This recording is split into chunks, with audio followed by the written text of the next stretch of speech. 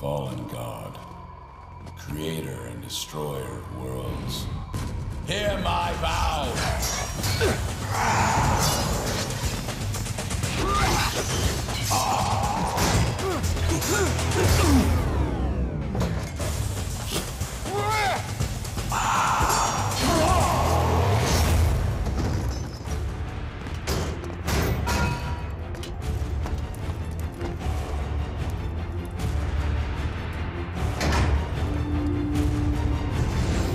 I gotta say, this is one of the prettiest games I have actually seen on the show floor of E3. But even we're not on the show floor, we're in a little quiet room somewhere. Tomasz, thanks very much for joining us today. I gotta say, man, this looks great. What are you guys running this on? The demos that we're showing today are either PC or PlayStation 4. These are the platforms that we brought with us. But the game is going to be released fall this year on PC, PlayStation 4, and Xbox One. This is a next-gen game. And what's the engine behind it? What's powering this? This is a co-development, CI Games, based off of Warsaw, where I actually work. Is co-developing the game with Deck 13 in Frankfurt, Germany, and this is Deck 13's proprietary technology. It's called Fledge Engine. And it does look absolutely stunning. I was just waiting to do the interview here, and I was just watching a GOG. Tell us, Lords of the Fallen, give us the background about it. What is the game? How was it created? What are the origins? The idea behind the game is, since it's an action RPG, we wanted to find our own way how to mix the elements of story, character, world, background-driven RPG with an action game that is purely, not purely, but generally and primarily user experience driven. So this generally is going to be a game that leans way more towards the action part than the RPG part. Still, I do believe that we have an interesting and captivating story. There's actually a legend that we've came up with for because it's not a franchise-based game, so we tried to, create everything in a consistent way. In just a few words, a couple thousand years ago, it's a fantasy world. People have fought and defeated their god and his demonic army, quite an achievement, and because of that, they believe they can do really big and epic things. For example, they believe they can wipe completely evil out of human nature. I mean, whether that's reasonable or not, we're not gonna. But this is an epic fantasy world, and they actually have reasons to believe they can do it. Let's see if they. Anyways, and because of that, they're not. They came up with a codex of the worst deeds, the worst sins that humans can do, and they're not killing guys who get caught doing that. They're instead branding them across the face with a tattoo, so that the whole society knows that this is an outcast. This is somebody who has done very, very bad things. And here's the interesting part. After these couple thousand years, when the game starts, the demons started to reappear. They're back. Nobody knows why, but it's only natural, it's only logical for people, as I've described them to you right now, to think, okay, maybe we don't want to fight these demons. Let's try to face evil with evil. Let's try to find the worst person, the worst human on earth who's committed the most deadly sins. And here's where our hero, here's where Harkin steps in. He's the guy who has done all the worst things out there, and I don't want to cheat to anybody. He's not a good person, and he's not gonna be a good person. But what is important about him, he's capable, and he's pretty much predestined to do what is ahead of him. So this is where the game starts, and this is our hero. This is also going to be a game about him, about what he does, and also it's important. It's also the reason why this is how he has to look. We're not customizing the character. This is about him. He's Harkin. He has to be like really bad and really nasty, and he's also is huge because he has to wield all these weapons. He has to fight with all these weapons and wear this heavy armor and all that. So that's our idea. Okay, so we're seeing here basically a bit of dungeon crawling. So is the game primarily focused in dungeons? How does the whole experience happen?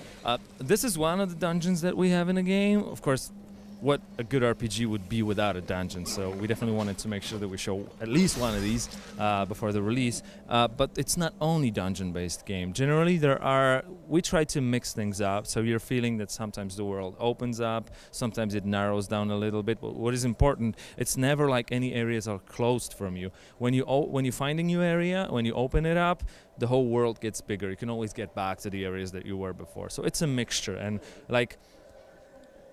via the means of the progression of the main story, we try to give the players feeling that it's dynamic. The scale of the events changes so that you feel it's not dull, it's not linear. So there's mission structures within the game. Once again, there's mission structure. Yeah. The way we've done it is there's one main quest that whenever you want, you will be able to track it. You will know what's going on. If you want to make out make up how to follow the main quest, you will be able to do that. The game will tell you how to do this, but all the side quests, all the optional exploration content, all the collectibles, all the interesting bits and pieces of the lore, these are the ones that will not be shoved down your throat, like put in front of you clearly. If you want to find them, you will have means to do so, but these will not be like, you know, like written with a huge font on a huge sheet of paper. You will have to follow that to find these. The main storyline is a different story. Now, we're seeing a lot of hack and slash here. Can you talk to us about the weapons, about the armor? Is that an idea where the player gets to choose what weapons to use, what armor customization they'll have? I'm fairly certain that this is going to be the most interesting and complex element of Lords of the Fallen, and I also do believe and trust that it's going to be the basis of fun and entertainment that is coming out from this game. So generally, I believe that for most players, the most important thing will be character development and combat in this game. So how you craft your skill, how you use it, how you become better with it. And generally, there are 3 pillars of that element of the game. One of them is the magical part of the game, and this is the only thing that is being locked down at the beginning when you choose your class. So you have cleric class that will have regenerative spell tree. You have a rogue class, like quick stealth assassination style spells, and you will have warrior guys brawling through, you know, opponents and so on. And apart from that, of course, you have attributes or stats, however we call them. They're class independent. You can mix them up. Some weapon scales with these, some spell scales with some of the stats, and so on and so on. And at the end, and I think this is the most complex part of all this puzzle that I've just tried to lay it out in front of you, is the gear. So there are armors, there are shields, there are weapons, there are around 100 weapons in this game. And some of them are craftable on top of that. Some of them have special perks, like you need unique abilities. And all of that can be fully customizable, so you can wear different parts of different armors, different shields, different weapons. Some weapons can be dual-wielded, some two-handed.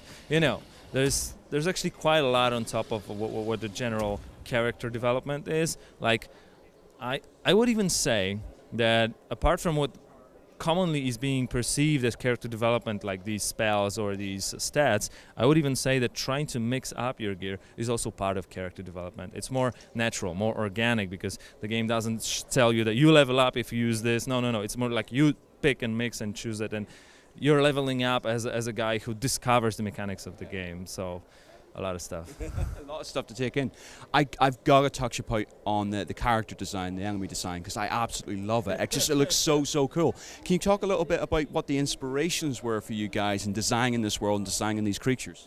There's a lot of mythology behind the game. We try to keep it a little bit, not extremely, but at least a little bit obscure, because we really feel that, especially for the RPG fans, it's going to be really cool to uncover that and to discover that throughout the game and try to find bits and pieces. Most of that is going to be is not hidden. It's going to be collectible through audio notes. Like you find them, somebody tells a story, you will hear a guy like he would be writing a letter and saying to you, I found this, or an old story from behind a couple thousand years ago that is going to uncover to you, or the runes. You're going to be learning about these as well a lot. Anyways, this is one thing. And the other thing is the way we designed armors, or the way we designed opponents. Most of the opponents are demonic. We call them Roger, by the way, the demons, and their generals are the bosses, the lords. So that's the title of the game. And if it comes for the bits and pieces of armor and gear that the player uses, some of them are human-based, like derived from human realm and from human, from human world, while there are ones that have been either created by demons or ones that have been created with materials that come from the demon realm. And you will easily be able to see differences, because you will see that some armors or some pieces of gear are quite twisted in their design. But I believe it's going to be in a cool way. I just can't wait for people. So, as I said, there's a lot of gear, and every gear that you find in the game is going to have just a short tidbit of a lore behind it, and you will be able to read it, and you will find, so this is a shield that's been designed by a chemistry fan, and that's why he was very in love with finding about poison, and this shield is, blocking poison and so on and so on. So I'm just giving you an example that I made up right now, but there's going to be a lot of these. We'll expect to see it in the final game. Can we just touch upon music as well? How are you guys treating the soundscape of this game? Music or generally all the sound? Actually, both. Actually, let's start with music and then we'll go to soundscape. Okay, sure. Since there is both human and demonic realm in this game, and I can already spoil it for you that you will be visiting both, but it's not like the end of the game. It actually is something that gives you a perspective, and what happens later is still a long story, so you don't have to be afraid I spoiled everything for you. And so music had to reflect that, of course. And there will be themes, there will be parts of music that you can feel are melodic in a more human way, in ways that we're used to, and there will be ones that sound like they've been designed for places that don't look like something created by humans. And they will, I believe, they will very, very nicely accompany what you will see on the screen when you actually enter a demonic realm and you see something that you didn't expect. That it's going to be something. It's a fantasy world. Come on, it's an epic fantasy world. We could go as high as far as one. So I think the music is going to accompany that, and we're going to have that. On top of that, interesting element I think is going to be that music is going to be, especially in the boss fights, it's going to be a little bit tweaked towards the dynamic of what's going on the screen. Like when the phases of the boss fight changes, the music will reflect that in a way, so it will grow, it will sort of scale up in terms of scale, of course. So yeah, cool. Okay, then in wrapping up, what's the roadmap for you guys next? So you finish up here, you head back to the offices, what you got on the next few weeks, what you concentrating on? This E3 2014 is the first time ever that we get a chance to let people play the game. It's like a stepping stone for us. It's extremely important, especially with a game that is so heavily based on the challenge and on the balancing. The feedback that we get from here is extremely valuable. And the next step for us is we definitely believe, because E3 is an industry event, so we're just preparing for being able to show the game to wider public, like public presentations and hands-on presentations. This will be the next big thing for us. And of course, at the end of the day, it's going to be this fall's release on PC, PlayStation 4, and Xbox One. And yeah, we're just pre-beta. We're going to be closing the beta of the game within a matter of weeks now. So it's not really far. It's going to be very intense. Well, I noticed before we actually started the interview here that you were watching someone finish the demo. Yeah. How many people have you been keeping count? How many people have actually clocked the demo so far? It's interesting. This is the third day of E3. On the first day, there was one guy. On a second day, I was not here all the time, so it's either 2 or 3 people. I don't remember exactly. And we got one guy today. Count, basically. Is it just like, it seems like a genuine pleasure for yourself, because I mean, that guy finished and you were clapping and hollering behind him. Is it just, you just enjoy watching people play your game? Is that voyeuristic almost? One of the things is enjoying, and the other one is that very particular sense of being rewarded with learning the things that come from you trying to think of something. It's a whole dev team. It's not just me, of course, but and then seeing the result of how people react to it. This is something that, you know, experiencing that is one of a kind experience. Seriously, I wish everybody's seeing and being able to. It's like seeing your child grow. It's pretty much like that. That's why I'm really happy to be able to see that. And I was extremely, genuinely happy when the guy defeated the champion. We're probably going to be giving rewards to people who defeated. It's not going to be 100 people. So yeah, we can do something special for everybody who defeated champion. Listen, thank you very much indeed for talking to us. Have a great E3 and best of luck with the rest of it. Thanks very much, and have a great rest of the show to you too.